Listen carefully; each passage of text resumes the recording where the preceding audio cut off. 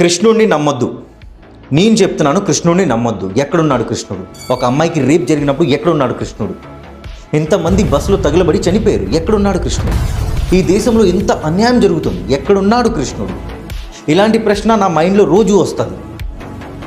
దీనికి సమాధానం Bhagavad Gita chapter 10 shlok number 7. శ్రీకృష్ణుడు చెప్తున్నారు అర్జునుడికి, ఓ పార్థ, ఏ మనిషి అయితే మనస్ఫూర్తిగా నన్ను నమ్ముతాడు, నేనున్నాను, ప్రతి మనిషిలో ఉన్నాను, ప్రతి కణంలో ఉన్నాను, ప్రతి గుండెల్లో ఉన్నాను అని నమ్ముతాడు, నేను ఒక మాట మాత్రమే కాదు, ఒక రాత మాత్రమే కాదు, వాస్తవంకి ఉన్నానని నమ్ముతాడో వాడికి తెలియకుండే భక్తి వల్ల నాతోటి కనెక్ట్ అయిపోతాడు. నాలోని వాడు, వాళ్ళలోని నేను ఎప్పటికీ ఉంటాం. చూడండి, మీకు దేవుడిని నమ్మాల్సిన అవసరమే లేదు. మీరు దేవుడిని నమ్మొద్దు, కృష్ణుడిని నమ్మొద్దు. మీరున్నారని నమ్ముతున్నారు కదా. మీరెళ్ళి అధర్మంని ఆపి ధర్మం కోసం ఎందుకు పోరాడట్లేదు? మీ అందరికీ తెలుసు అమ్మాయిలకి రేప్ ఎలా జరుగుతుందో, ఎక్కడ జరుగుతుందో, ఎందుకు ఆపట్లేదు? హెల్మెట్ చెకింగ్ కోసం పోలీసు వాళ్ళు ప్రతి చోట కెమెరాలు పెట్టారు, కానీ అదే ఒక అమ్మాయి సేఫ్టీ కోసం ఏం చేస్తున్నారు? ఆ బస్సులో అంతమంది ఖాళీ చనిపోయారు. బట్ ఇక్కడ నిజమైన ప్రశ్న ఏంటి తెలుసా? వాళ్ళ కోసం నేను కూడా చాలా బాధపడుతున్నాను.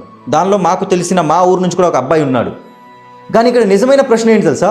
ఆ బస్ డ్రైవర్ క్వాలిఫైడ్ కాదు, ఆ బస్ ఎక్కడో బయట రిజిస్టర్ అయిందని చెప్తున్నారు. దీన్ని ఎందుకు ఆపలేదు? ఈ దేశంలో ఇంత అన్యాయం జరుగుతుంది కదా, మీరెందుకు ఆపట్లేదు? ఈ దేశం మీది కాదా?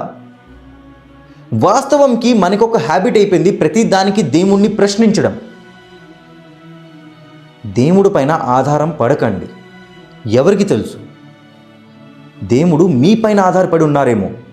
మీరు ఒక అడుగు ముందుకేస్తే, మీ కర్మాలు మీరు సక్రమంగా చేస్తే, ఆ కర్మాల వల్ల మీ చేత దేవుడు అధర్మంని ఆపడానికి ప్రయత్నిస్తారు. అదే మీరే నోరు మూసుకొని ఉండిపోతే దేవుడు కూడా ఏం చేయలేడు.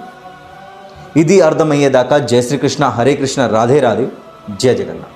ఏతాం విభూతిం యోగం చ మమ యో వేత్తి తత్వతః సో వికాంతేన యోగేన యుజ్యతే నాత్ర సంశయః.